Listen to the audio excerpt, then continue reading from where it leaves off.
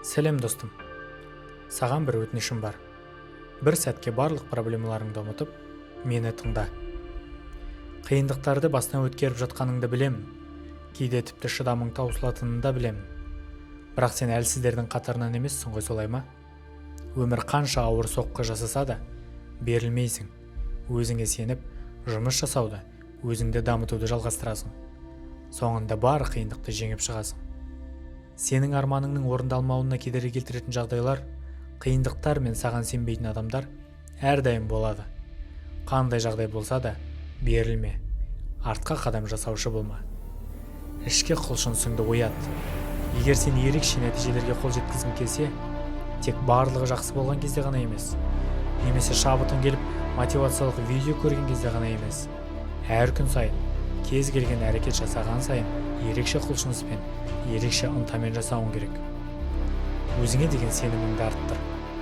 Қиын болса да, айналаңдағының бәрі саған қарсы болса да, өзіңе сенімді тоқтатпай әрекет ет. Максимум әрекет етуге тырыс. Жұмысқа деген мотивацияң мен ынтаң жоғары болған кезде ғана емес, барлық жоспар бойынша жүріп, жеңісіңе сенімді болған кезде ғана емес, ситуацияны бақылауыңнан шығарып алған кезде де максимум әрекет ете білу керек.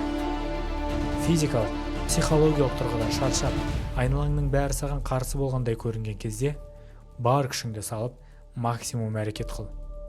Егер дәл осылай тағы және тағы бір рет әрекет етсең, байқай бастайсың. Мүмкін бірден емес, бірақ өміріңнің түзеліп келе жатқанын байқай бастайсың. Әртүрлі жағдайларға, жолыңды бөгеп тұрған кедергілерге қарамастан, қойған мақсатыңа қол жеткізесің. Бірақ ол үшін сен ең бірінші өзіңе сенуің керек. Өзіңе сенуің керек дегенде тек ішкі түйсігіңмен сенгенің ғана емес, соны дәлелдейтін нақты іс-әрекеттерді айтып отырмын. Егер сен алдыңа қойған мақсаттарыңа жету үшін әрекет етпесең, өзіңе сенімдімін деп айта алмайсың. Сенім әрекетпен дәлелденуі керек. Нақты мәселелерді шешу үшін жасалған нақты әрекетпен дәлелденуі керек. Мәселе мақсатыңа жетудің қиындығында емес, сенің шешім қабылдауыңда. Кез келген қалауыңа қол жеткізе алатыныңды білесің ғой? Білесің.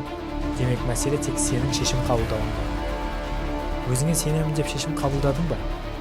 Және осы сенімді әрекетпен дәлелдеймін, бәрі біткендей болып көрінген кезде де тоқтамай жалғастыруға дайынмын деп шешім қабылдадың ба? Қойған мақсатыңа қарай жүр. Нәтижеге қол жеткізген сәтіңді елестет. Өзіңе сен де әрекет ет.